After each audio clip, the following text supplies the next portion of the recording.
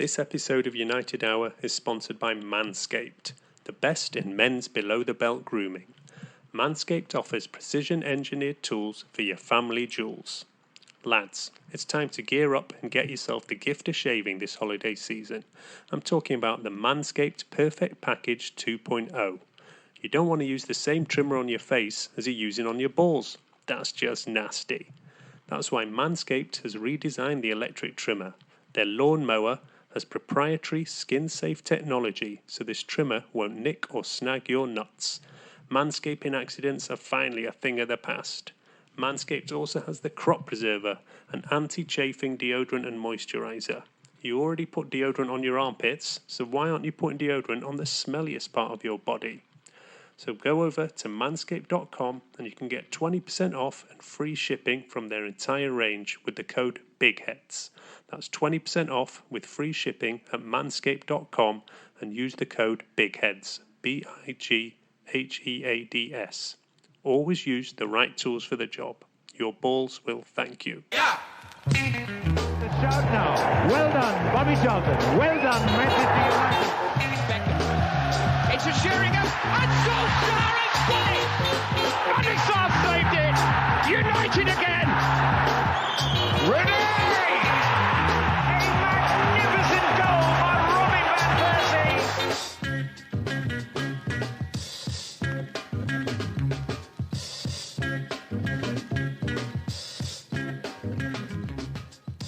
Hello and welcome to the official redcafe.net podcast on all things Manchester United. I'm your host this evening, Colin. I'm Ashwin. And I'm Reese. Thanks for joining, guys.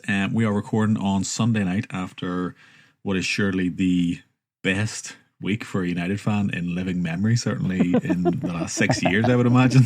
Maybe not living memory. But it's definitely been a good week. One of the best we've had, particularly under Solskjaer, I would say one of the best since Fergie left.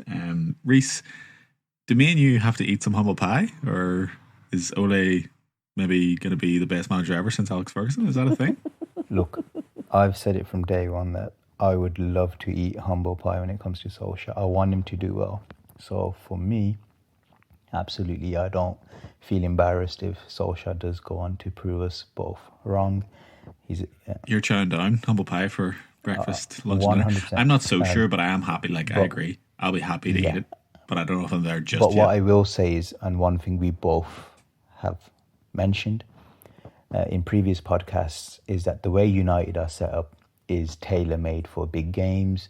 It suits Solskjaer's style in terms of the football he has produced so far. He doesn't really need to be that sophisticated tactically for it to work in these big games, but that shouldn't take away any credit for the Man City performance in particular, because it wasn't just a counter-attack performance. There was some quite sophisticated, sustained possession play, I thought, in the first half. But until we don't break down the smaller teams and we have a more established style of play, I think we should all hold fire for a bit, but let's just really enjoy what we saw this week. That's it, listeners. So 2 minutes into the podcast and we're already dragging you back down to earth. You're elated after the best week in recent memory, and we're going to tell you why Ole's still not actually that great over the course of the next hour. No, look, it was a fantastic week. Two absolutely stunning results this week. And I know Ed did a bit of a review of the Spurs game midweek there. And we had David on, who I thought was very good last weekend, but we'll probably touch on both games a fair bit. Ashwin, did you ever make clear your stance on Ole? Because obviously in modern football fandom, you have to clearly draw battle lines between members of the same support group and be either in or out, or Martial or Rashford. You can't just all agree or accept each other's opinions. You have to put the war paint on and go to town on each other. So were you ever Ole out? You were pretty happy all along. You thought you should be given a whack of time. Yeah, I just have. I don't see the point in sacking him at all during this season. I think he should have the full season, and then we can review at the end. I'm also probably not as... I have some questions about Pochettino also, so maybe that's makes me give Ole a longer leash. But Yeah, I mean, I think that, to me, I think he has an actual vision, which is something I'm not sure what Jose's vision was. I saw LVG's vision, and it was atrocious. Moyes is Moyes. I think that there's like he seems to have kind of, I think a lot of times we think back on Ferguson, right? And it's, obviously the level of success is amazing, and obviously there were periods where United weren't just winning leagues, but were completely dominant. That you remember that, but I think one thing that has been nice to see under Ole in all these big matches is kind of, I think that is the United I identify with most. And I saw that, like Ferguson's greatest teams were such masters of counterattacking. And it's been nice to get that back in these big matches. And it was something that I expected to see from Jose, but, he lost whatever his magic was, where, his Madrid team was one of the best counterattacking teams I've ever seen, maybe the best. And he didn't have it. And it's amazing that with largely the same talent, even as soon as he took over last year, you saw some of these brilliant counterattacking moves. I know Reese touched on the fact that playing these big games, it suits, not just, I wouldn't say just suits Ole, but it also suits kind of the strengths of many of our attacking players. I think even, somebody like Pogba, who is great on the ball, I think that he is actually extremely good in counterattacking setups, because I think one of the best abilities he has is kind of playing those forward balls for attackers to run onto. And obviously the space afforded in these big matches suits that. So even though Pogba isn't playing yet, I think we saw glimpses of that last year also. And obviously Rashford is just electric on the counter. And, even Dan James, who is very, I mean, he's not the most sophisticated attacker, but, that pace on the counter and his just willingness to keep making the runs it's pretty fantastic. So I guess as far as Ole, I just want to give him the year. I'm not, I if you were Ole out before this, I don't think that these 2 wins should, change why you felt that way. And if you're Ole in, stay Ole in. But more or less, I just think that these are 2 great results. And clearly, whatever he's very, very good in these high-pressure tactical matches against top-class opposition. Yeah, it's very true. I mean, everyone have seen the stats that have been going around this week about the amount of points we've won versus the big teams versus the amount of points we've won in the 10 games against, average teams, and the kind of disparity there, the huge disparity there, that almost makes no sense whatsoever if it were kind of any other team except this team. And actually with this team, it's quite understandable in a sense, both in terms of what you touched on there, in terms of the clientele we have, the players we have, and what suits them, and also just the kind of malaise that we've been under for a while. The first sort of 35 minutes against City there, Reece, I mean, I think that was maybe as good a spell as I've seen us have. I honestly can't remember the last time I saw football like that from United. I see it from other teams. But from us, every single player was a minimum 8 out of 10. And I just cannot remember the last time we've had that. I'm struggling to think of any kind of game where that's been the case, and then maintained, even though it was a different style, just to hold on to it. But that first 30-40 minutes, I mean, what did you make of that? I started a thread on Red Cafe saying it was the best phase of football that I've seen since peak Fergie years. I'm talking about 2008, 2009, that style of... that's how good it was. You've got to realise and you're probably the same, we're both very super critical. We don't get impressed easily. And hand on heart was, if you forget the fact that it was Ole Gunnar Solskjaer managing, forget who the players was, forget what shirt they're wearing, and just base it on the quality of football of the 11 men out there in that red shirt. It was phenomenal football. I mean, we didn't allow City to play well purely because they couldn't live with us. The speed, the tempo of the play, it was really fast possession football. People were pinging it around with confidence. Even the centre-backs, Harry Maguire was just winning the ball comfortably and just playing it out, stroking it out. Lindelof the same. Sean Wan-Bissaka, they weren't flamboyant on the ball, but they were rock solid defensively, but good in possession, keeping the ball well. And what can you say about the front three? They were just electric. And we'll touch upon the midfield later because they deserve a whole special piece just on them, but they were just fantastic. I think a lot of people have said to me, well, you weren't that dominant because City had chances to score. But I think to myself, look, you've got to look at the context of the game. They're in the race for the title. They're the home team. Look at the quality of the team they have. Look at the manager they have. You are never going to face up to a Guardiola side which isn't going to have at least some phase of possession and some chances on goal. That's a given. That's an absolute given. But to restrict them to basically almost not even being in the game for the first 30 minutes, and even when they did come into the game, we still looked lethal on the counter on a number of opportunities. And we were wasteful, if anything, going into the second half. So they were constantly scared of us. I haven't seen obviously Liverpool do that to them quite regularly, but for a United team to do that against a Guardiola team, I thought it's phenomenal, to be honest. Yeah, I even think back to that huge result we had obviously last year when Pogba basically took it upon himself in the second half. Was that last year? 2 years ago. 2 years ago. Was it? 2 years ago, yeah. I thought it was Mourinho's first season.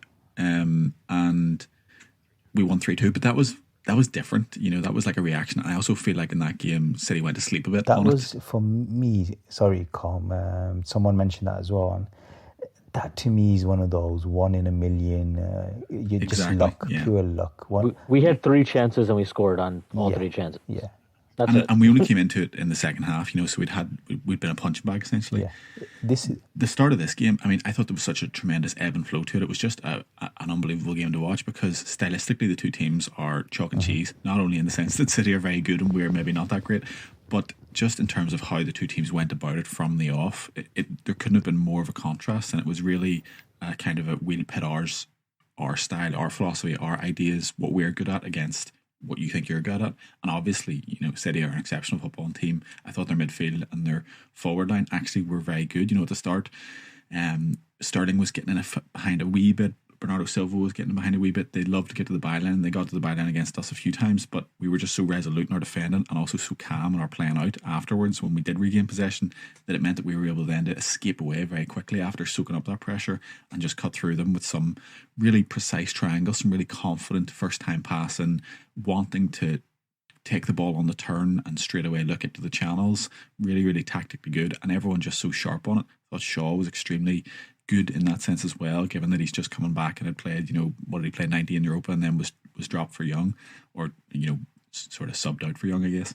And it was just so pleasing to see, but it was just stylistically so interesting to see one team do one thing really well, one team do another thing really well. And obviously, I mean, I think City's defence was really bad. I mean, I have to say, I thought Rodri was extremely poor.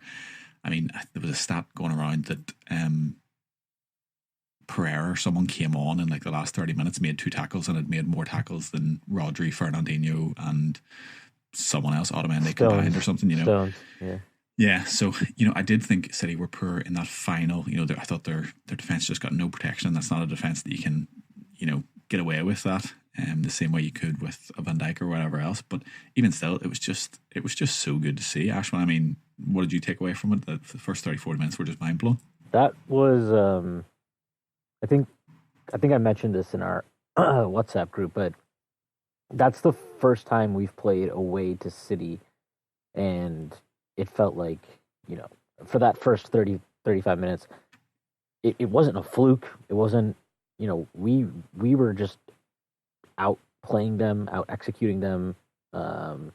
We looked the better team, and I think even in the commentary, I don't know, you guys, I don't know who was doing it there, but for us it was the NBCSN crew and noted United lover Lee Dixon. But I mean, you could tell before the match there's like kind of this, you know, City is so much better. This is just another step of, you know, United's decline and City. But like within the first 30 minutes, their entire like perspective changed. and it was actually hilarious listening to them because they were so shocked at how good and how dominant we were, and it was just hilarious to listen to that. But yeah, I mean, what else can you say? It was perfect, and man, I really wish Rashford had converted that chance on the counter, because that was, I mean, that deserved a finish. That entire move was fantastic. When you said it reminded you of the Ronaldo goal, the Park Ji-sung Rooney Ronaldo goal in whenever it must have been 08 or something like that. Yes, the Champions they basically League. went up the pitch in like 11 seconds. Yeah, little triangles, and then Ronaldo tapped it in, and I think it was quite similar. Not quite as good, but then maybe that's the gloss of it because Ronaldo Rashford didn't score. Do you know what I mean? And just a bit of kind of looking back on it fondly, but that is exactly what it was like. I always thought his effort that hit the bar was just, imperious kind of thing. A lot of confidence, absolutely reeking off Rashford at the moment, which we'll touch on later. Just before we go into kind of some of the specifics in terms of player performance and stuff like that, I just want to give a bit of credit to Ole, because I am conscious that we have been very, or at least I have been very critical of a lot of his formation decisions, in-game decisions, substitutions, tactical decisions on the last few weeks. I thought, Sheffield United was a big bust, and I think going with the 5 at the back of that formation that we'd never really played before, it didn't really work out, as we discussed on that pod, was just a boob, and he fixed it in the second half, but ultimately it wasn't enough. I was very impressed with the decision to go 4-2-3-1 at Spurs, because I think a lot of the pre-game chat was that we were going to set up just like Liverpool. We sort of felt we might be missing Martial, so it made more sense maybe to play Rashford and Dan James up top, as we did against Liverpool, and just with the way Spurs were playing at the moment, to kind of restrict them with a sort of a more defensive attacking fullback formations. And I think a lot of us really expected to see that, and he didn't. He just went with the 4-2-3-1, had McTominay back and just said, nah, this is the way we're going to play it, and just put it out that way. And I was really pleased with that, and I thought it made a huge difference. And then again, at City, I think that is another time when we might have expected to see some kind of new tactical blueprint, or to fall back on a more defensive heavy formation to kind of hope for the best, I suppose, and not sort of pit ourselves truly against them. But I thought the decision to start both those games with the 4-2-3-1 with the team you have, particularly to start Greenwood up top at 9 against Spurs and keep Rashford on the left, and then obviously having Martial back for the City game, huge credit to Ole for that, because I think it's actually quite a brave decision, because he has shown in previous big games a willingness to change it up, and he didn't do that at all for either games. I thought it was a really good positive step to say, do you know what, actually we can be really defensively responsible with this starting back 4 and still do everything we want to do in the way we want to play that we have for the bulk of the season against the best teams. I thought that was really, really good to see. Reece, were you surprised at all by those choices of formation, or did you think it was kind of it was always going to be the 4-2-3-1 because that's what we've played most during the year? No, I think he deserves credit purely because he made the right decisions, the right calls. I think I wasn't surprised at all that Martial was dropped for the Spurs game, because I think, was he carrying an injury going into that game? Yeah, there was talk of a knock. But he just didn't look sharp. So, and it paid off dividends because he looked more electric against City. And it was the right time to bring Greenwood back into the fold. Greenwood's someone who we criticised on previous podcasts that, well, obviously we all know he's super talented, but physically he wasn't quite bringing his talent into the first team game, and he's been taken out of the first team lineup for quite a while now. And he looked like when he came back into the Spurs game, he seemed a bit more on it, a bit more adventurous, a bit more courageous on the ball. So it was a good move, good timing to bring him back in, and Ollie's showing him faith that, look, we still want you to be part of the first team lineup. This is the moment for you to go and giving him the number 9 spot as well, saying to him, look, I'm going to put you in your best position. Go on, put in a performance for me, basically. And I think Ollie deserves a lot of credit for that, because let's be honest, if Mourinho was in charge, would we have seen someone like Greenwood up front, number 9? No chance. And that game, Fellaini would be playing 9. Absolutely. And that game for me further illustrated just how grateful I am to have Ollie in charge, because look, he might not be our number 1 choice, but for me he still represents the best choice that we've made in quite a while, because for the first time there's games where you actually enjoy watching United play. And that game for me, look at the way Spurs were set up in that game. They were horrific to watch. Now, I know they've had a few big wins against, I don't know who they beat this weekend. Sorry, I've lost track. Burnley 5-0, yeah. And a lot of that is down to the sheer quality of that squad and the fact that they're remotivated again under Mourinho. But for me, it remains to be seen whether Mourinho has actually changed tactically. I think that's something which needs to be seen going into next season. But when I watched them against that United game, it was pure Mourinho. The new Mourinho, the one who doesn't really let his teams counter-attack properly. They don't look well drilled enough. And we looked way more aggressive and exciting. So, well, one of the things I really took note of was that we totally outworked them, totally outpassioned them, outpressed them, just seemed to want it more. And I just can't remember. I mean, that Spurs side, the Poch build, I think we're just so synonymous with just working hard and sort of scrapping for every bit and putting you under a lot of physical pressure, and Poch really getting the most out of those players, not always just through their talent, but just this immense ethic that they had. And to see us go and so physically kind of dominate that game when we aren't even the most physically dominant of teams was really surprising to me. And I also thought that, I mean, I thought we bossed it, and that the only time Spurs came into it was when we let our own frailties. I thought when we kind of sat back to protect a wee bit, which I think is natural when you've had such an up and down season, although it is a wee bit disappointing. I thought we essentially let them into it with our own anxiety, essentially. And that was really the only time they looked like they might create anything. And even then it was balls into the box that, because they had nothing else going, I thought City were pathetic. Spurs, sorry, or City? City. I'm going back to City right now. I thought City was like Spurs. I expected them to struggle because I just don't think Mourinho. He really just feels like a manager that has completely failed to evolve with the game. And I don't care that he hired João Sacramento from Lille's staff, who apparently is, that shows that he's progressing, whatever. I saw Mourinho for 2.5 years at United. He's done. At the top level, he's no longer an elite manager, and people will figure that out soon enough again. Bold claims. But as far as, I thought the City match was, considering that we had a day's less rest. We had played a far more intense, physically demanding match, 2 days previously against Spurs, and also an emotional match. That I don't think that can be discounted either. That has its own, takes its own toll. Yeah. And considering that we have a very thin squad. Ole basically played the same paper thin. Yeah, basically played the same team again. Switched his left back, which wasn't an easy call, I don't think, because Shaw being, he had a hamstring injury. So, playing him against City after basically not, he played Europa League and got a cameo against Spurs.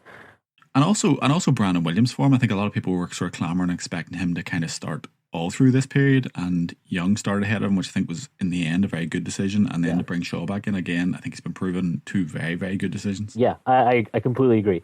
So just considering all of that, I thought City were just atrocious.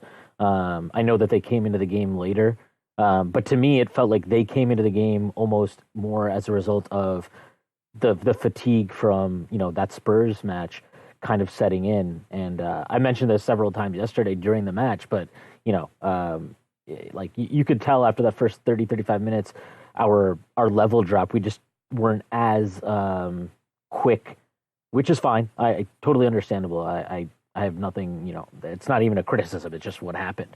But for City, I thought that, what was their excuse? They played midweek? Some bullshit team. They won 4-1. Everybody was, I think it was Burnley again, wasn't it? Yeah, probably. And then everybody was, acting like Rodri was the greatest player of all time. And what did he do? He did nothing. He just got ran around all match.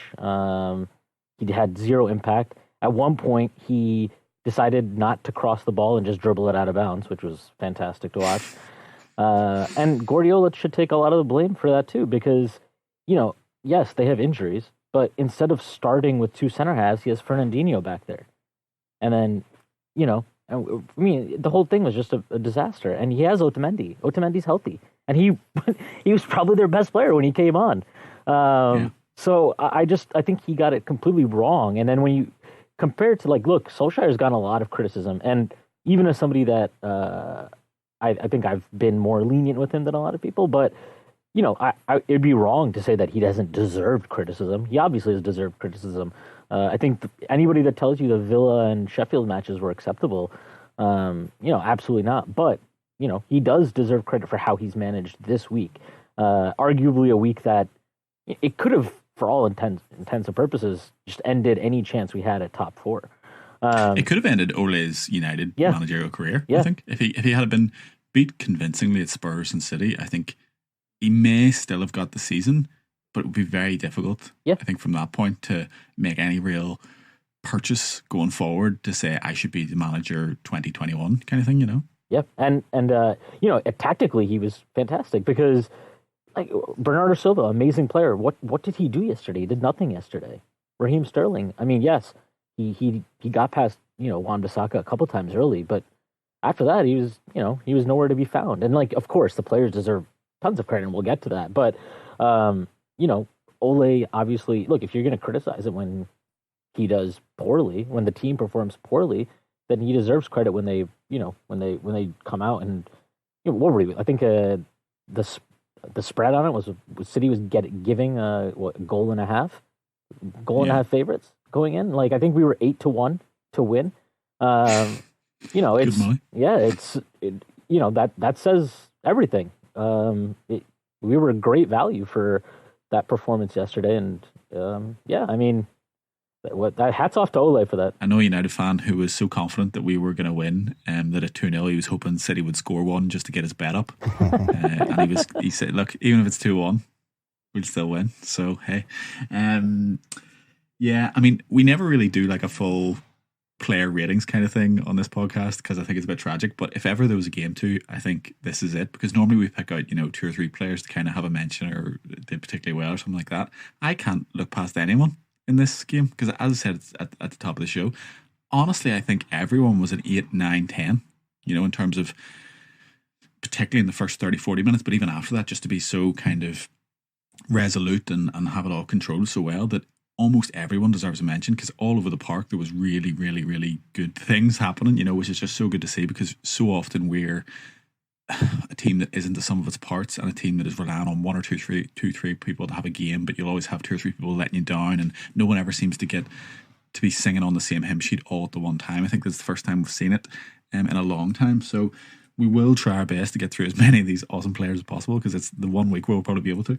Fred, Reese, this man, who would have thought if you buy a £15 million player and actually give him a run of games, he starts to look like he can actually play football again? Well, I'm going to take some credit when it comes to Fred, because I was a big fan of him from the beginning. You and Kieran McKenna? I've always thought Fred's got that personality of a United player where he's quite entertaining.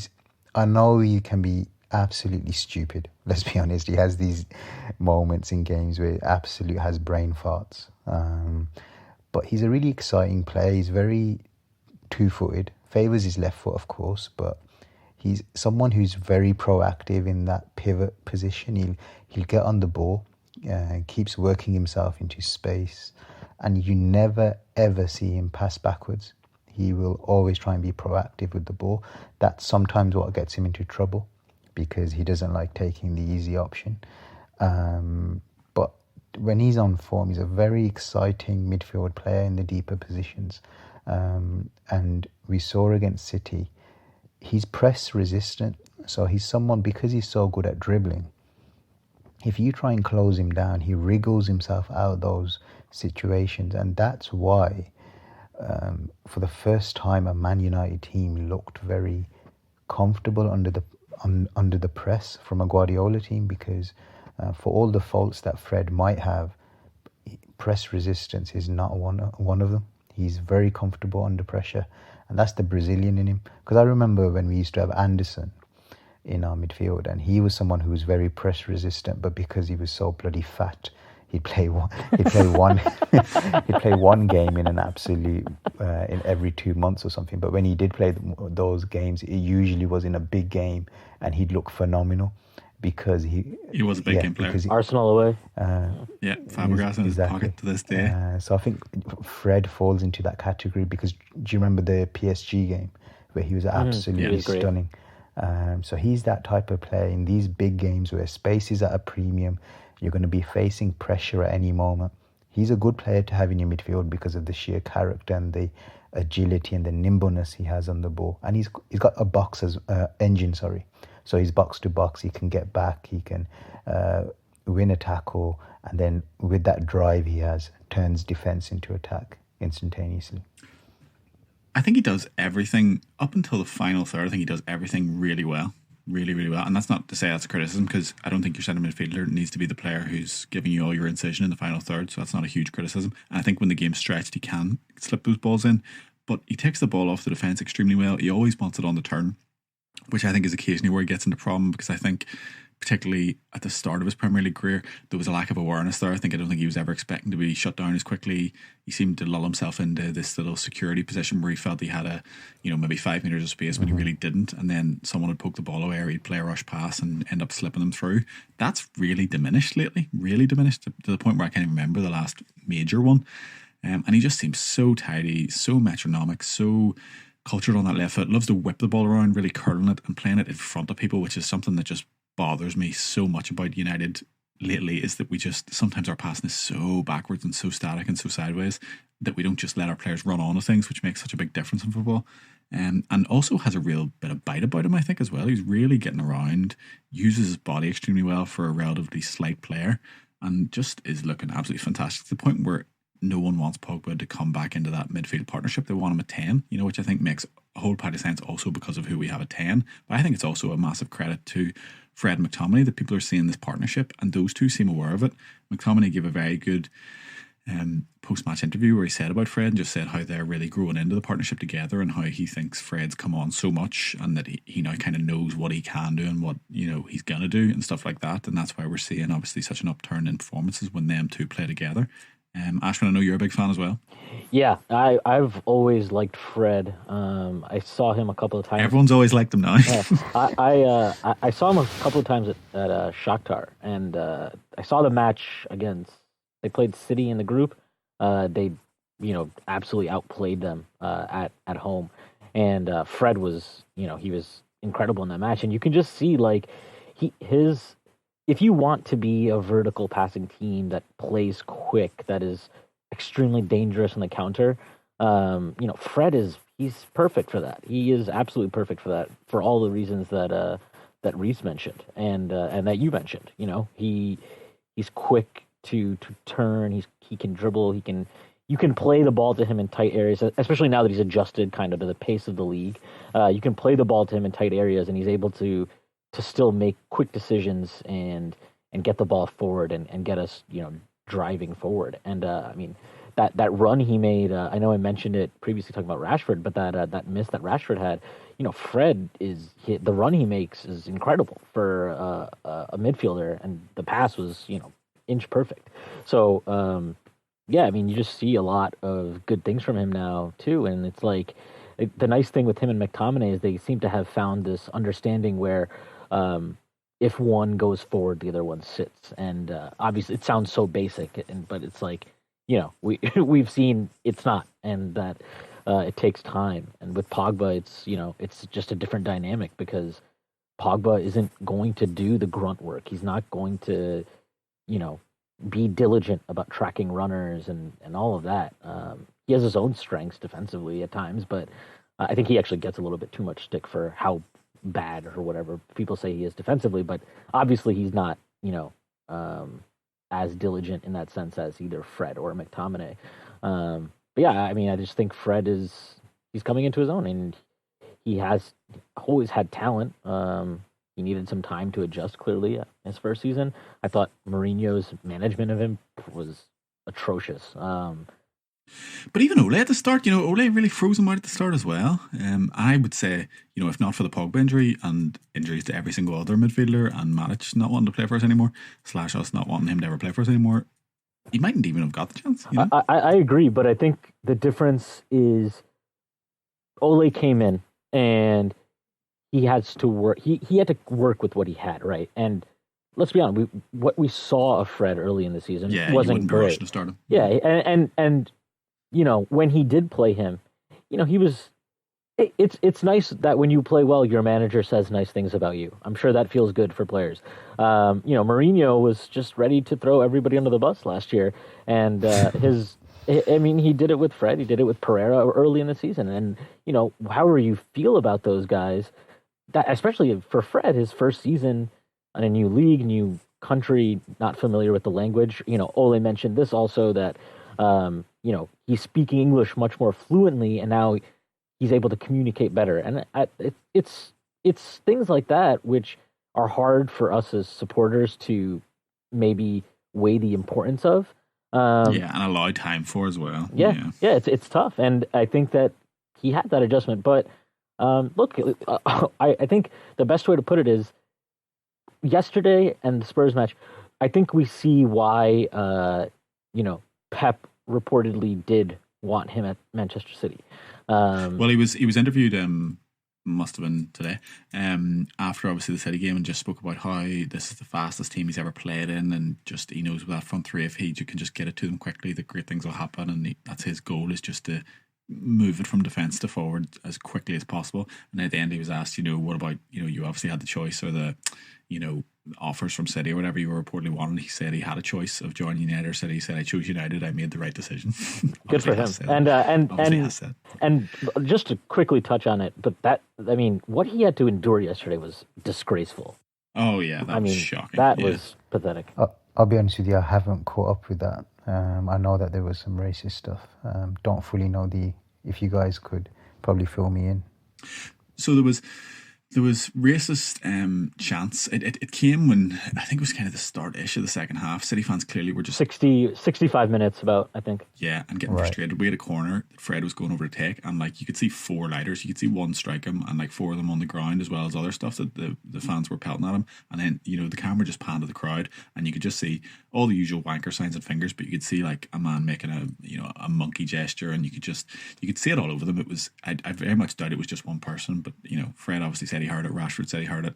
There was loads of reports, complaints went in to kick it out, and then one fella's been arrested today. The one fella who's been identified from the footage so far. Yeah. So I'm sure he'd be banned. How stupid can you be when you've got Afro-Caribbean players in your own team?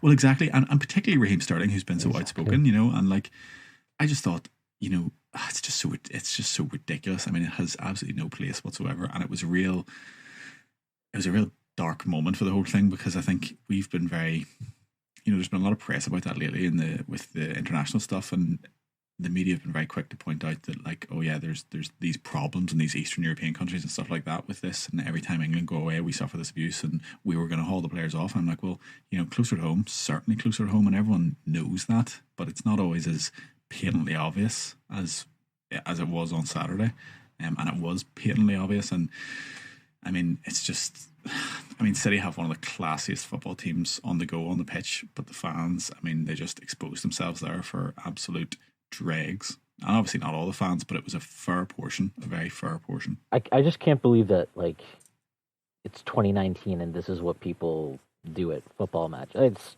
And it's not just, it's here too. In America, I see that shit. So it's not like it's unique to, the football culture, but it's, I don't know. The whole thing was just bizarre, and it was, it was disgusting, and it was pretty nice. I think Bernardo Silva and Mahrez went over to that section of the crowd and kind of I even saw Bernardo kind of put his arm around Fred and walk him away. So I don't know. Yeah. Stuff like that it is what it is, but it was nice at least to kind of see, players in a competitive match kind of, support one another, and, realize that some things are bigger than that match, right? So yeah, there always is normally a nice side to it if that's possible. You know, obviously it's a horrendous thing, simply shouldn't be happening. But the solidarity element and the opposition players even getting involved and kind of everyone reiterating how unacceptable it is always kind of a nice side to it, because I don't think even previously that always happened.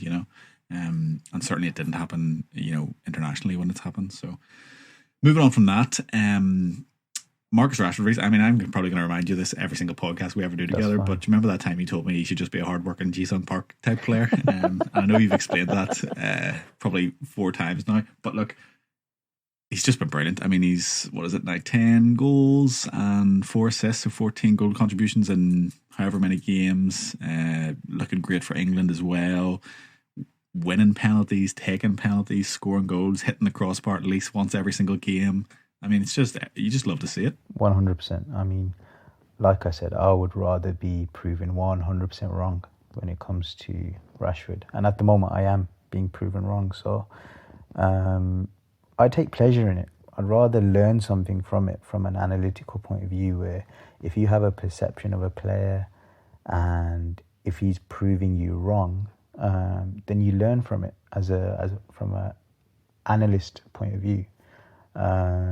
So for me, as well as just being delighted by it. Obviously, because from a United, end of the day, we're United fans. So for me, when he's taking that penalty, I'm dying for it to go in. I'm proud of him, the fact that he's winning penalties. He's not just so you can't throw that criticism that people used to throw at Cristiano Ronaldo. He's just Penaldo sort of thing. You can't say that about Rashford. He's driving into the box. He's winning these penalties and taking them himself. That for me is earning yourself a goal. And his general play has been really good, excellent. His work rates, his whole attitude's become like the Marcus Rashford of old when he first broke through, where he's showing the right level of arrogance, where he's showing confidence on the ball, but he's not coming across like a twat. He's just coming across as cool, calm, confident. He's being a good teammate. You don't see him standing around sulking, berating people anymore. He's just concentrating on his game. This has to be Ole Gunnar Solskjaer deserves credit for this, because I think if Mourinho had stayed as manager of Rashford, psychologically it would have done massive damage to this guy, because he was turning Rashford into a very unlikable character. And I think he was sort of starting to reflect the manager a little bit, which it was quite odd, and his brothers were quite outspoken about it. And then Rashford gave an interview last week where he said something to the effect of, Ole just understands us better as players, and it literally said than Mourinho did, kind of thing. It was a direct comparison. And obviously we're doing a lot of comparing in this podcast between, probably just because we played Spurs and because he's back in the league and because it is so stark, the contrast, but we're comparing Ole and Mourinho quite a lot and different players under them, different games under them.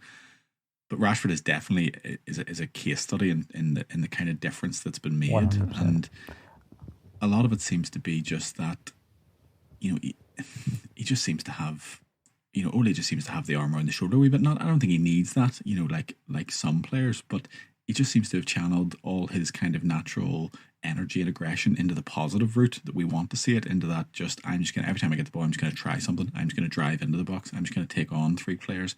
I'm just going to smash it from 60 yards. I'm going to play this pass.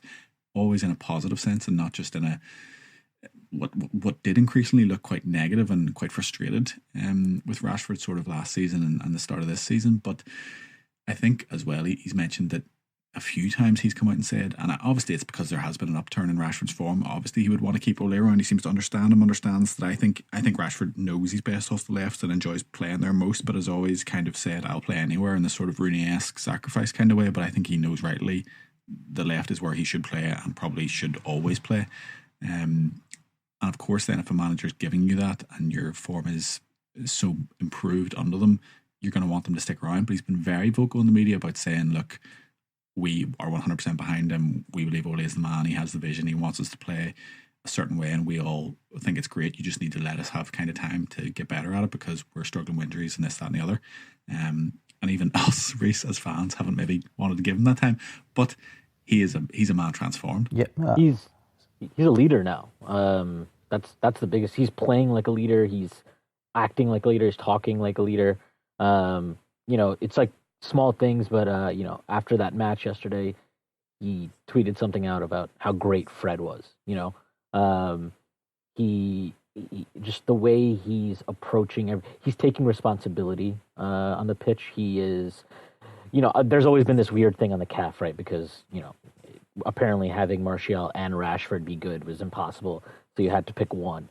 I think, and I still would say this, I think that in terms of just, total skills and, natural talent, Martial has a bit more than Rashford. But I think that if you are talking about the player you believe is the one who is more likely to drive you forward, to inspire players around them, I think Rashford is becoming that type of talismanic player.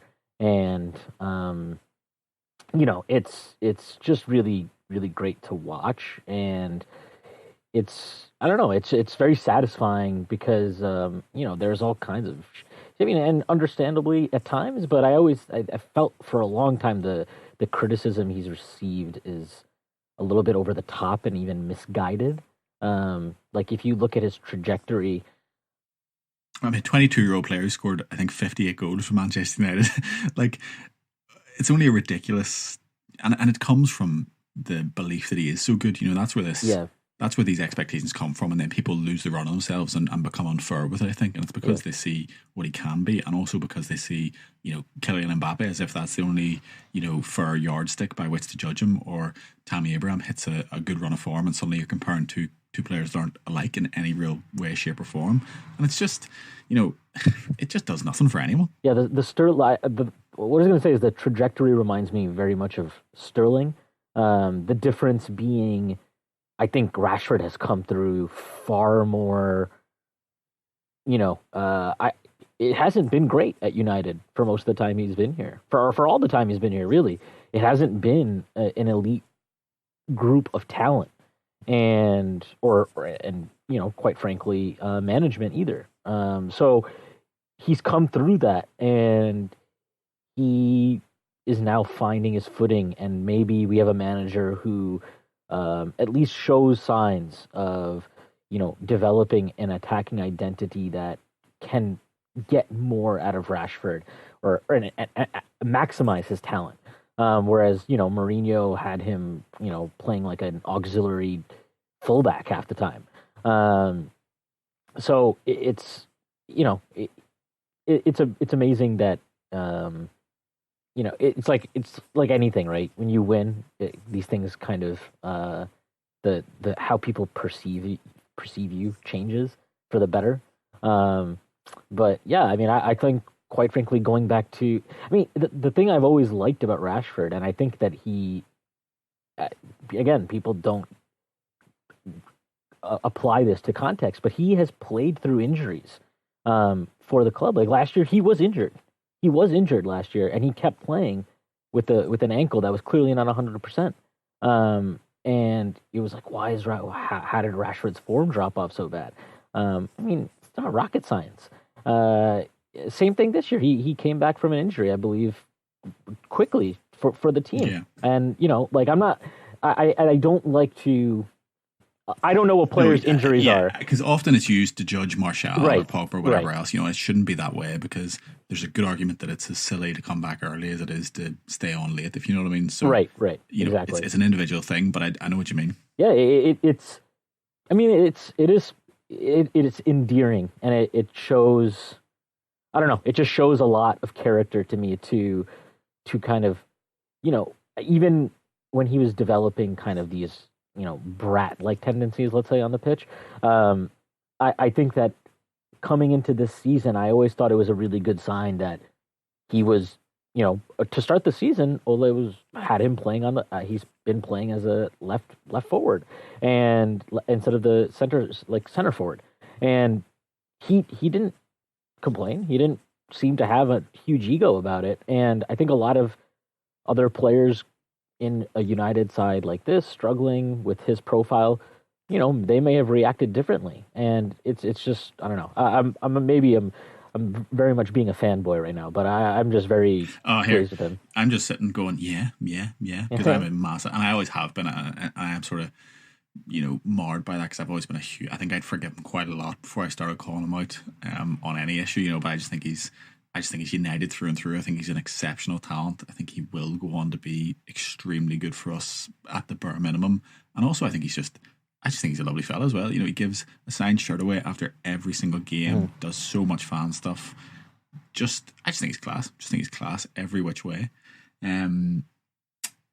Reece, obviously, I mean, the back four, you could talk about them all. Aaron Saka must have made about 50 sliding challenges. Spider-Man. Sterling obviously did well against them, but on occasion. But broadly, I thought it was an inspiring defensive performance, even if still on the ball. I think in the second half he was quite suspect, but Lindelof, Maguire, Shaw, I mean the back four, obviously Otamendi got them back into it with that late header from a corner, which I didn't really think was anyone's fault except David De Gea's for me. But what did you make of the back four against City? Just not surprised in the sense that Wan-Bissaka for me is already one of the best defensive right backs in Europe. Even at this tender age, and he hasn't even had any international experience, but that's how highly I've rated him even during his Crystal Palace days when it comes to the defensive side of the game. He's got everything that you need. He's got strength, he's got agility to react to wingers changing direction very quickly. He's got that ability to move either way, quite like Ashley Cole, like that. But then he's got a good brain as well, so he can anticipate movement, and he's got good recovery speed, both short distances as well as long distances. So from a defensive perspective, he's perfect from a fullback's point of view. So on paper, if you were going to create the ideal defensive right back, he is it. So I was not surprised that Sterling struggled against him. I was more impressed with our centre-backs. I thought Jesus has been in quite decent form. He's someone like Rashford who I've always been in two minds about. Never fully convinced. But recently he's been in good form, so I was quite interested to see how he would do. But both our centre-backs played very well against him. What I liked about our defensive performance was they weren't just defensively resolute, they were quite proactive once they'd won it, especially in that first half. And Luke Shaw was just a solid performance from Luke Shaw. Did he go off injured again, though, at the end, or am I imagining it? I don't know. It was cramp and then he got subbed, I thought. Yeah, I thought that's what I thought, but it wasn't clear. I guess we'll find out soon. I actually thought Shaw was very good. I think Shaw... No, I thought he was very good. Up until, again, he's another player that up until the final third, I think he's bang on. I think defensively, he very rarely lets you down. I do still question his shape. I don't think he looks like an athlete or a professional footballer in any way, shape or form. But in the build-up, I think he's very good. I think it's just that last overlapping final ball position that has never quite clicked for him at United. But yeah, I think he would benefit from just having Rashford in front of him. He's played a lot of football with Martial in front of him, and I think that's very difficult for any left back because Martial is a very funny kind of left winger where he just wants it on the halfway line by himself to slow it down, to run it. So it gives the left back very little to work with, I think.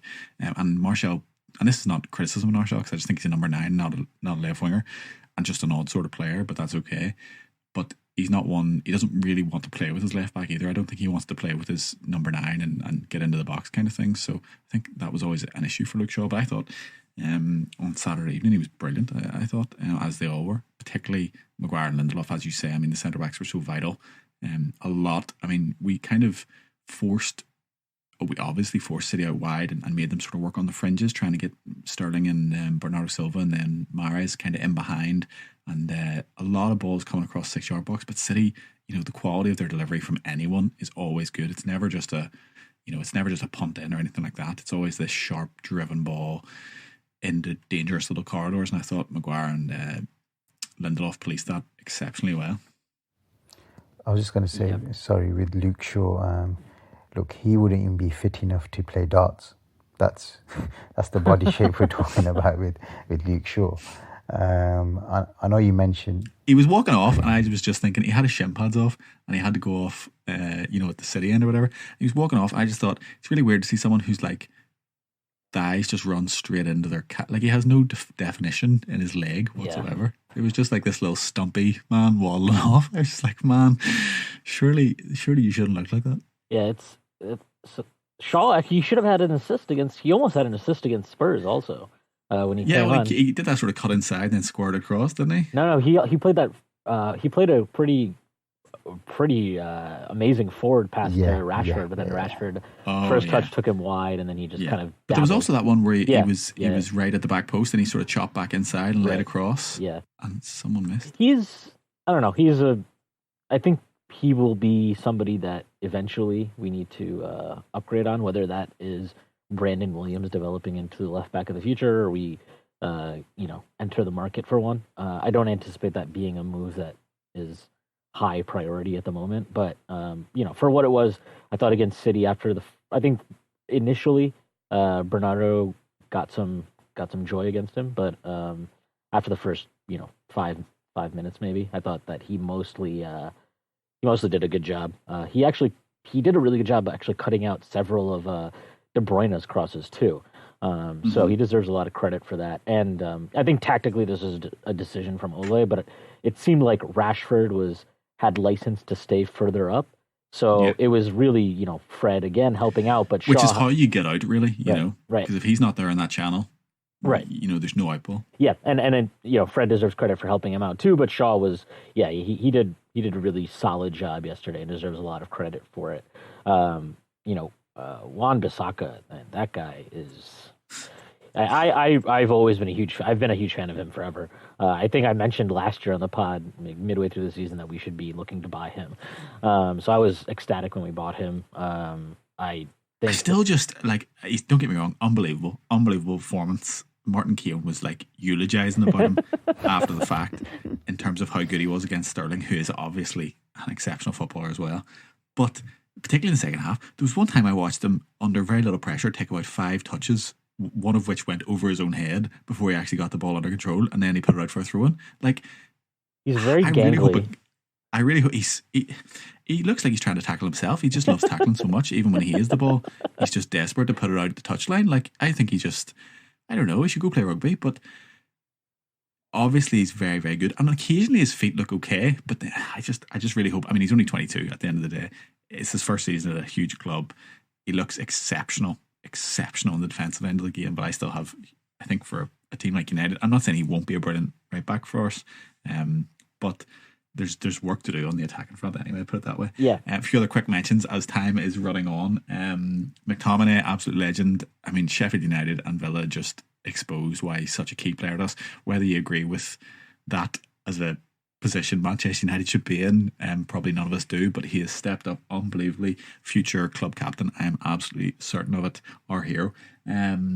Jesse Lingard actually probably due a small amount of praise. Still not in any way R10 for me until we buy one who's actually good or Pogba comes back. But in the big games, you really can't look past him. He is another man who's just there for the big occasion. His pressing as a 10 is exceptional. Unfortunately, I just don't think you can, for 80% of the season, pick a 10 based on their pressing ability as opposed to their footballing ability. But in these big games, he is a standout performer every time. Even if it's not hugely obvious, I still think he makes a huge impact to our shape, our press, winning the ball, recycling the ball, and actually over the Spurs. In Spurs game he created the most chances out of anyone, and I think City probably wasn't far behind either. So, Reece, what did you make of Lingard? Again, another player who suits the big game based on the way United play. Reason being, we're counter-attacking, so he's got space to run into. He's got runners off him. So it suits him because the level of difficulty in making the pass isn't as high. So he's someone who's a good ball carrier. So in a situation where he's being asked to carry the ball, pick up pockets of space on the counter, it's all very well suited to him. When you want him to be the regular number 10 against small teams where space is constricted and you have to show a lot of personality in these very tight games where you're expected to dominate, that's when he goes missing. So again, agreed, not our first team number 10. He's not good enough. But I've always said that Lingard should be part of the team because I've always seen him as a Park Ji-sung style person you tactically bring in for certain big games. If he'd played in a different era, he'd be a United legend, I think. Yeah, because he can score. He'd be one of those squad players that we just love to have. He can score big goals. Except he's not been a squad player, and that's almost unfair on him. Agreed. He's someone who can score big goals. He can man mark. Let's just say, you know how Ji-sung Park marked out Pirlo in a big game. Lingard's got that ability where in a certain given game, he could mark anyone out of the game.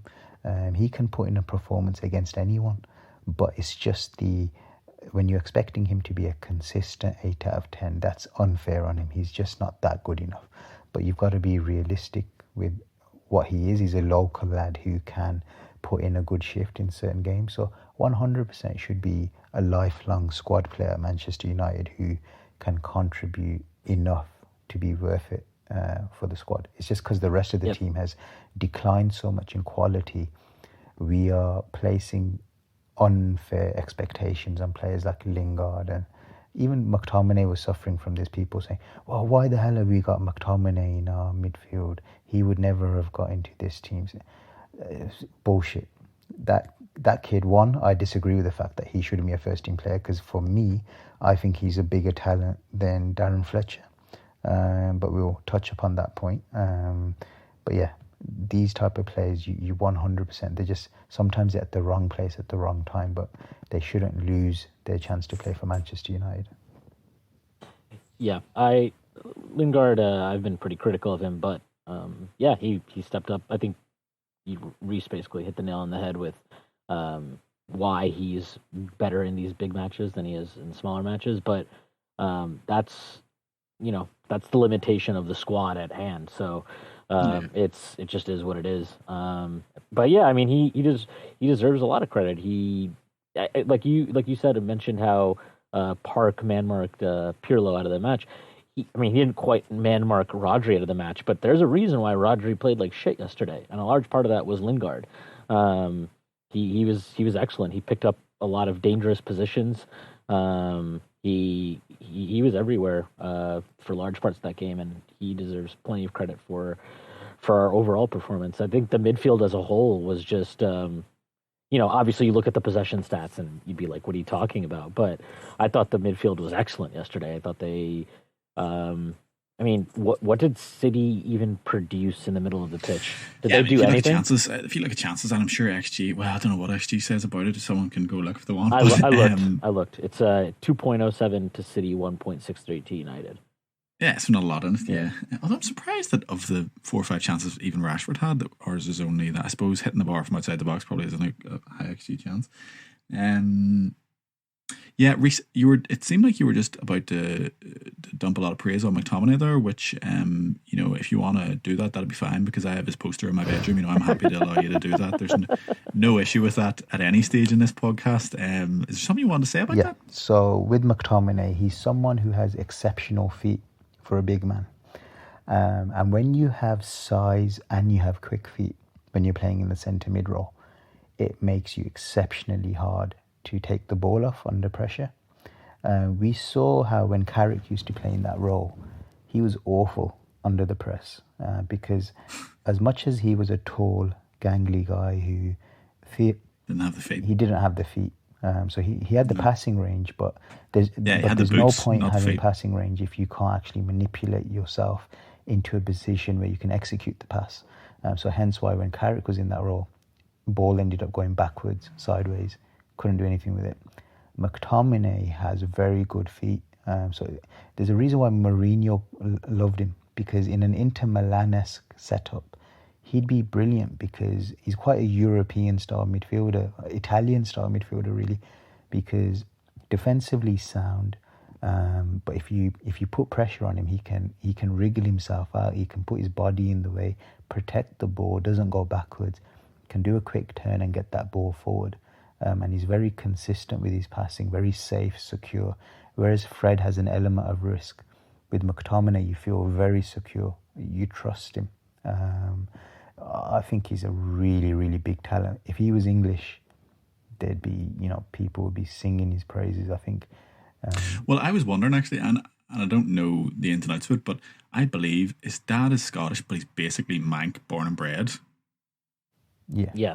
I think, and I sort of felt that he declared for Scotland probably on the premise that he'd rather have a great career for Scotland than kind of no career for England. But maybe, and it may be that he is, sees himself as deeply Scottish, and if so, that's absolutely grand. I simply do not know. But I wonder if he had waited a year, would he have just declared for England? Because I think now looking at his name, you would think Scott, right? So he's already a Scot, and he's got he's got a Mac in his name. I mean, the guy couldn't be more. But that's Scottish. just because that's what his dad's name was, and yes, okay, his dad is Scottish. Look, he may love Scotland. That's fine. I don't want to cast any aspersions on his national identity, but I'm just saying, he'd be a candidate in that England side. He'd walk into the team. I don't know that he'd walk into it, but I think he'd be there or thereabouts. For me, he'd walk into the team. He's better than Declan Rice. I'm Scotty's number one fan, and even I don't think he'd necessarily walk into the team. More about the kind of, I think, even under Southgate, you still have to kind of earn your stripes in that England team, I think. But no, he's absolutely amazing. I think more than any sort of physical or technical attribute is his awareness, his understanding of the game, and his just personality. I think he's just a personality player. He just sees moments in games where he has to win a challenge, or where he has to do something, or where he can just stride forward. And he makes great runs from midfield as well, supporting runs and runs to carry players away. That I noticed a lot against City. I just think he's class. He's a very high IQ player. He makes a lot of winning plays, like drawing fouls when you need to relieve pressure. Just it's stuff, some things that you can't even necessarily quantify. But yeah, some things people don't appreciate, I think, as well. Yeah, I mean, I think they just see limited passer as if that's the only thing that matters for a midfielder, and it's not. He's also like he brings a very physical presence in the middle that I don't think teams. There's no way teams enjoy playing against Scott McTominay. No, that's for sure. Not. I mean, he's pretty dominant in the air. I mean, the stats back that up. And obviously, duels-wise, you very rarely see him be outmuscled or lose out or anything like that. He outmuscled Kane against Spurs. Absolutely, just bullied him. And it's like, Pogba does that stuff, but it almost always feels like it's unnecessary half the time when Pogba tries to do it. And Pogba's doing it like as a vanity project. You know, and look at me. Yeah, and when McTominay does it, it's necessary. There's functional. It's very his entire game is like a very efficient economy of movement. There's not a lot of wasted energy in what he does. It's very focused. And I think initially when he broke into the team, that's why it came across as him being limited as a player. But I think as he's kind of established himself as a first team player and gotten more confidence, and frankly under Ole probably given a lot more license to do things like play football. You're seeing a more complete repertoire. He's able to drive forward and break the press. He's showing a lot more zip on his passing too, and a bit more range than he did. His passing's slightly underrated, I think. I agree. I don't think he's not like slightly. He's not. I'm not going to say he's a great passer of the ball. Right. He's not amazing, but he's But I don't think he's by any means technically limited or anything like that. So that's your weekly United Our 10-minute McTominay love-in chalked off for this week again. That will be a regular feature until 2030. So I think the only two we have mentioned are Martial and Dan James. Martial, unbelievable goal. I thought it was fantastic. Mugged off Rodri. Also won the header for his own goal at the very start of the move, which I thought was quite impressive. As a number 9 target man, his touch, his physical presence is actually pretty damn good. And when he's interested / not injured, he just looks class, and that's really all I think anyone has to say about that. Dan James, just a lovable little imp. I thought he had Angelino on toast. Angelino had a torrid day, probably the worst of City's pretty worstly team. Also, Angelino's like 22 and is the most middle-aged looking 22-year-old I've ever seen in my life. Yeah, he sucks. He looks like he's had a tough paper round. I'm happy he was their left back. That's great. It was wonderful to watch him fail at every aspect of his job. I can't imagine Mendy would have done any worse than that. He was awful. He was awful. But Dan James is such a trial because he's so testing. Not necessarily even when he has the ball. When he has space in behind you, he is devastating. And when you have the ball, he is feverish. I mean, he's just non-stop. He's so conscientious in terms of his work for the team. He fills in when Rashford, he filled from right wing right across to left back to cover Rashford and Shaw basically at one stage. He is so conscientious as a player, and I just love him a bit.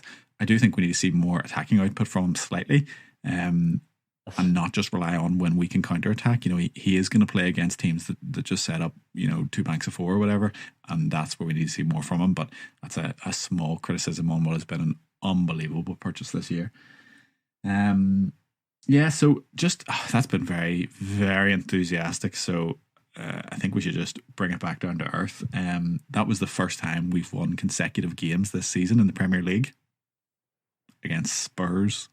Man City was the first time we managed this year to win consecutive league games, and we're 2 points ahead of Newcastle. Only 5 points off Chelsea, though. Only 5 points off Chelsea, 9 points off the drop. Anything could happen. Ole's at the wheel, and I assume he's blindfolded, because literally anything could happen in this season. But it's entertaining viewing. Is top 4 achievable, Reese? Yep, certainly. Certainly. I'm trying to think what my pre-season prediction was. I actually had Chelsea down at 6th, which theoretically would have meant United were probably 5th by my prediction. Did you have Arsenal 4th or Spurs? No, I think Spurs. Leicester I predicted were going to be top 4. Did it? Because of Rodgers. I highly rate Rodgers. But Chelsea, I felt, because I did a video on Lampard, I've always said that, you know, going forward, really good coach. Eventually it will come good. But defensively, he's shocking. And until he doesn't sort that out, Chelsea are always going to look very pretty, but not actually get results. So yeah, definitely United can get top 4. They just need to sort out this issue against smaller teams. Oli needs to sort something out. He needs to come up with a plan for it, because this style of football, which is working in the big games, is not subtle enough against these smaller opponents. And if he wants to keep his job, this is something he needs to sort out. I'm willing to give him the time to sort it out, but he definitely needs to do it, because that's what's going to cost us top 4. Yep. Well, I think the thing I said last week, or whenever I was last night, whatever, was I am sort of Ollie out in the sense, or I was Ollie out. I'm Ollie out in the sense that I think there's a replacement there in the summer that potentially takes us on to a higher level, and that I just view him as essentially a caretaker at the moment. That was my view on it, you know, throughout this season, and even when everything was really bad, that he's just a steady hand to get us through this transitional period, club man, and, you know, is going to do a lot for the young players, which ultimately cull the squad and get us in a good position for someone else to come in, make a few signings, and have us looking a lot better. If he pushes on now, I think there's every argument to be made that he can put his own stamp on that, and he won't just be a sort of a caretaker transitional boss, and it can actually have a good run of it here. But as you say, he does have to figure something out, and we are now looking slightly healthier, so it's really just Pogba to come back now, so the excuses are going to be minimised as well.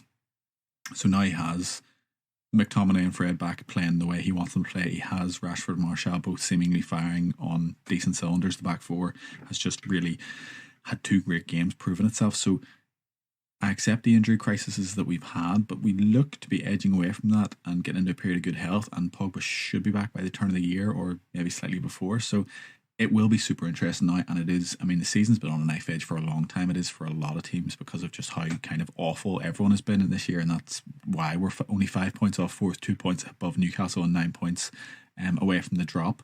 But when you look at the upcoming fixtures, AZ, dead rubber, doesn't really matter. I assume he'll completely play the kids again, because I don't even think he's that bothered about finishing 1st or 2nd. Everton, under big Duncan Fergs, wearing his sweatbands under his suit.